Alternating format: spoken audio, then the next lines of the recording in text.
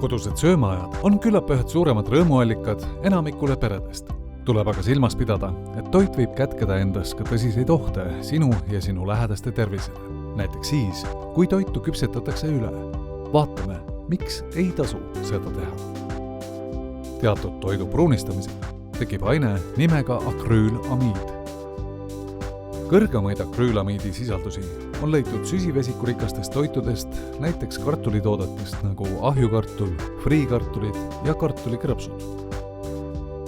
Samuti teraviljast valmistatud toodetest nagu saia- ja leivatooted, pannkoogid, ahjus küpsetatud vormiroad ja hommikusöögihelbed, aga ka kohvist ja kohviasendajatest.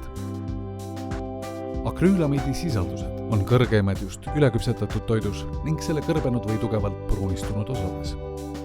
Akrüülamiidil on loomkatsetes tuvastatud vähki tekitavad ning DNA-d kahjustavad omadused ja seetõttu tuleks selle sisaldus toidus hoida madalal. Akrüülamiidi teket täielikult vältida ei ole võimalik, kuid selle sisaldusi saab vähendada. Vaatame, kuidas. Küpseta kuldkollase värvuseni. Küpsetades, praadides või röstides väldi toidu üleküpsetamist, ülemäärast krõbedust ja kõrvetamist. Rusikareegel on ära kõrveta toitu, pruunista seda kergelt. Järgi valmistusjuhendid. Kui valmistad eelpakendatud friikartuleid või pagaritooteid kodus, siis järgi tootjate soovitusi valmistusaja ja temperatuuri kohta.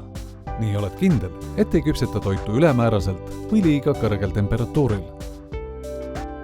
Kartuleid tuleb säilitada jahedas, kuid mitte külmkapis. Samuti ei tohi kartuleid hoiustada valguse käes. Ideaalis võiks kartuleid hoida pimedas temperatuuril üle 6 kraadi. Külmkapis või valguse käes hoiustamine suurendab kartulis komponentide hulka, mis soodustavad akrüülamiidi teket kartuli küpsetamisel, röstimisel või praadimisel.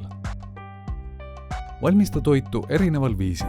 Uuringud näitavad, et akrüülamiidi ei teki keetmisel, aurutamisel, toidu valmistamisel mikrolaineahjus ega toidus, mis on valmistatud madalatel temperatuuridel. Toitu mitmekesiselt. Mitmekesine ja tasakaalustatud toitumine aitab vähendada võimalust, et mõne toiduga satub organismi akrüülamiidi väga suures koguses. Niisiis, kokka ohutult, sest üleküpsetatud toit võib olla ohtlik sinu tervisele.